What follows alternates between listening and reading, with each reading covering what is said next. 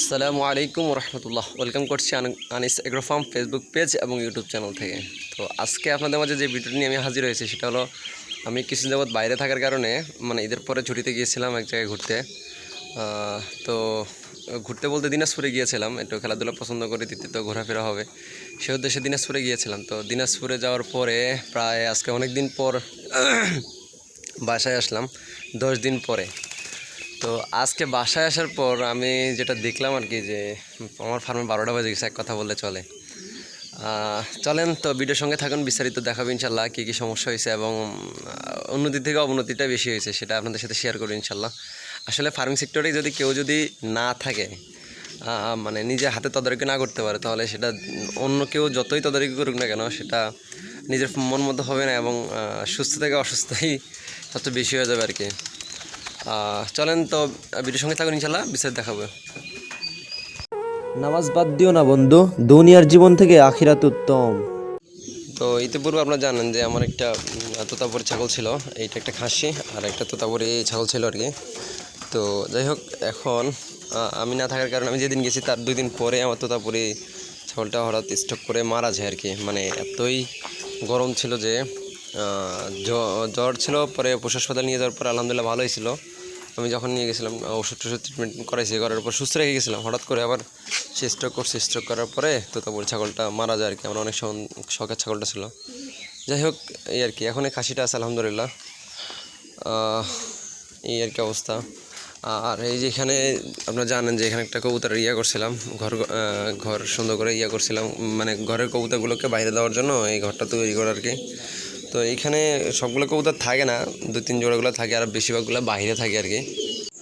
বাইরে বলতে এই যে রাত্রে বেলা হলে আর কি, ওগুলো ওই যে ঘরের ছাউনি আছে, তারপর রড আছে, মানে অ্যাঙ্গেলের উপরে যে দেখা করে রডগুলো থাকে ওইগুলোর মধ্যে যে বসে থাকে। প্রায় 10-12 জোড়া যেগুলো আছে সবগুলোই এরকম, মানে 2 জোড়া থাকে, 2-3 জোড়া থাকে খোপের মধ্যে, আর বাকি যেগুলো আছে সবগুলোই উপরে গিয়ে এরকম খাঁচার উপর হোক বা রডের উপর হোক এখানে যে বসে থাকে আর কি, সবগুলোই প্রায় এরকম করে।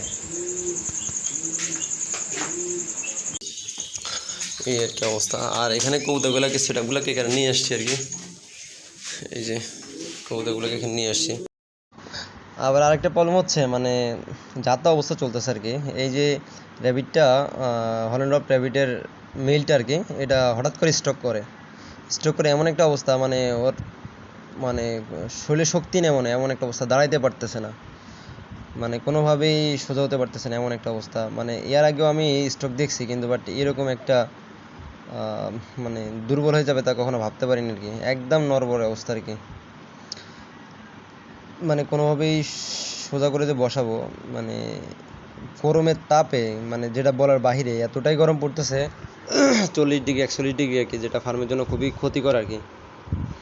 আর শুকাই গেছে অনেকটাই, মানে খাওয়া দাওয়া গরমের তো অবস্থা খুবই খারাপ। এই যে বাকিগুলো এখানে আছে, দেখাচ্ছি আপনাদেরকে। বাকিগুলো আলহামদুলিল্লাহ আছে, সুস্থ আছে।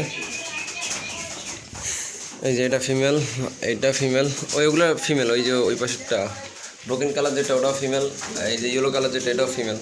মানে ফিমেলগুলো আলহামদুলিল্লাহ যা আছে সুস্থ আছে।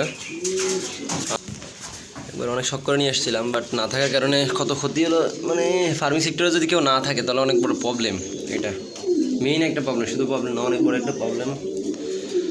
আচ্ছা, তারপরে এই যে আমার এই যে স্ট্রেসারগুলো দেখতে পাচ্ছেন, এইগুলো ডিম পেড়ে নিজের ডিম নিজে ভেঙে ফেলছে।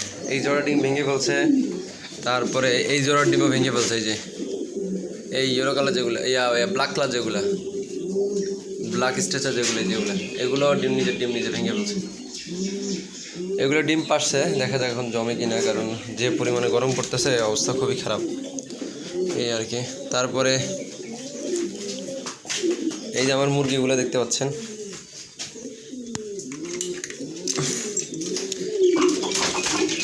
এই যে এই মুরগিটা মাগো, এই ফাজিল, ওই যে ওই সাদা মুরগিটা আর কি, সাদা মুরগিটা অসুস্থ হয়ে গেছে একবারে, নাকে মুখে সর্দি আটকে অবস্থা খারাপ হয়ে গেছে হঠাৎ।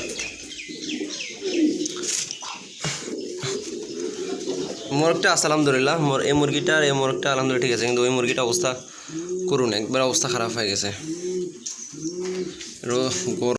আমি এখান থেকে এখানে মোট 12 পিস আছে, তো আমি এখান থেকে বেছে বেছে মোট আমার নিজের ফার্মের জন্য একটা ভাইয়ের কাছ থেকে 5 পিস আনছিলাম আর কি। তো সেগুলো আপনাকে দেখাবো আর কি, যে আসলে কী অবস্থা হয়েছে বর্তমানে। এই যে আমি এই যে এগুলো দেখছেন ব্রাহ্মার 2 মাস বয়সে 5টা বাচ্চা আনছিলাম। তো 5টা বাচ্চা আনার কারণে আমি না থাকার কারণে এই বাচ্চাগুলোকে সার্ভাইভ করাতে পারে নাই। মানে 2টা বাচ্চা আছে আর দুইটা বাচ্চা আছে আর বাকি 3টাই মারা গেছে। তার বাহমার 5টা বাচ্চা আনছিলাম, সেখান থেকে 2টা বাচ্চা মারা গেছে। আর তারপরে আবার আনছিলাম, ওই কোচিন আনছিলাম, ব্ল্যাক কোচিনো যেগুলো, এগুলো আনছিলাম 5টা, ওগুলো 4টা, 2 জোড়া আনছিলাম, একটা মেল 3টা ফিমেল, মোট 4টা আনছিলাম, ওগুলো মারা গেছে। মানে রোদের তাপে এমন একটা অবস্থা, এগুলোকে সুন্দর করে সার্ভাইভ না করতে পারলে এগুলো সমস্যা আর কি। যাই হোক, আবার আনছিলাম কাদানাত আনছিলাম 5টা, এগুলো একটাও ঠিক না, এগুলো সবগুলো মারা গেছে। যাই হোক, আলহামদুলিল্লাহ আল্লাহ তালা নিয়ে গেছে, হয়তো আল্লাহ তালা কোনো বিপদ আপদ কাটাই দেয় আর কি। যাই হোক, পরবর্তী ইনশাল্লাহ আবার আল্লাহ যেটা ভালো মনে করে, উত্তম যেটা মনে করে সেটাই। তো আসলে মূল কথা হলো যে যেটার জন্য ভিডিওটা করে সেটা হলো যে ফার্মিং সেক্টরে আপনাকে টিকে থাকতে হলে আপনাকে অবশ্যই মানে নিজে হাতে তদারকি করতে হবে। আর আমি আমার এক ভাইকে দেখেছিলাম, উনি গরু ফার্ম করেছিল 4 বছর। তো 4 বছর উনি বিন্দু পরিমাণে কোথাও 5টা ঘন্টার জন্য বা 3টা ঘন্টার জন্য যায় থাকতে পারে নাই, ঠিক আছে। দিনাজপুরে এক ভাইকে দেখেছিলাম, ওর নাম হলো রুবেল ভাই আর কি। যাই হোক, ওনার সাথে বিষয়টা শেয়ার করলাম আর কি। তো উনি বললো যে উনি বিন্দু পরিমাণে কোথাও 3-4 ঘন্টা ছুটি কাটানোর জন্য যাইতে পারে না। গরু ফার্ম করেছিল, নিজে তদারকি করছে, আলহামদুলিল্লাহ নিজে এখানে সার্ভাইভ করে নিজে এখান থেকে প্রফিট বের করছে। তো মোট কথা হলো যে ফার্মিং সেক্টরে কেউ যদি ফার্মিং সেক্টর ঢুকতে চায় তাহলে অবশ্যই তাকে নিজে হাতে নিজে তদারকি করতে হবে। আর ছুটি তো দূরের কথা, এগুলো না যাওয়াটা বেটার আর কি। কারণ যে পরিমাণে তাপমাত্রা বাড়তেছে, ঠিক আছে, এই পরিমাণে আপনাকে নিজে হাতে তদারকি না করলে অন্য কেউ এটা বিষয়ে বিস্তারিত না বুঝতে পারে। যেমন আমি তোতাপুর ছাগলটা হারায় ফেলাইছিলাম, আসলে আল্লাহ তালা নিয়ে গেছে, এটা জোরজবরদস্তি করে কিছু করার নাই। আমি থাকলে যে বাঁচবে তা কিন্তু না, হয়তো আল্লাহ তালা যেটা ভালো মনে করছে সেটাই করছে। তো শখের জিনিস তো একটু খারাপ লাগে আর কি, এই আর কি অবস্থা। তো হঠাৎ তোতাপুরি ছাগলটাও মারা গেছে, অনেক শখ করে আনেছিলাম। আবার মুরগিগুলো আনছিলাম, তা আসলে অনেক খরচ করে এনেছিলাম, বাট এগুলো টিকাতে পারিনি আর কি। আমি ছিলাম না, প্রায় 10 দিন ছিলাম না, আজকে 10 দিন বাদে আজকে ফার্মে আসছি আর কি। মানে বাড়িতে আসার পর ফার্মে ঢুকে দেখি মানে যাতা অবস্থা। তাছাড়া আবার হলনলভ খরগোশটার পাটা ভেঙে গেছে, মানে মেলটার, খুবই খারাপ লাগে আর কি, এই আর কি অবস্থা। যাই হোক, তো আসলে ফার্মিং সেক্টরে নিজেকে নিজের হাতে তদারকি করে নিজে থাকাটাই হলো সবচেয়ে বড় মেন ফ্যাক্টর আমি মনে করি। তাহলে ফার্মিং সেক্টরে নিজের মতো করে সাজিয়ে নেওয়া যায় বা নিজের মতো করে গড়ে তুলে নেওয়া যায় আর কি, এই আর কি অবস্থা। যাই হোক, তো ভালো থাকবেন সবাই, আর আমার ফার্মের জন্য দোয়া করবেন আর কি, যে ক্ষতিগুলো হয়েছে আল্লাহ যাতে গাড়ির মাধ্যমে সেগুলো নিজে হাতে পূরণ করে দেয় আর কি। আর দোয়া করবেন যাতে যে প্রাণীগুলো আছে বর্তমানে এগুলো যাতে সুস্থ থাকে আর কি। যাই হোক, সব ভালো থাকবেন। আসসালামু আলাইকুম রহমতুল্লাহ।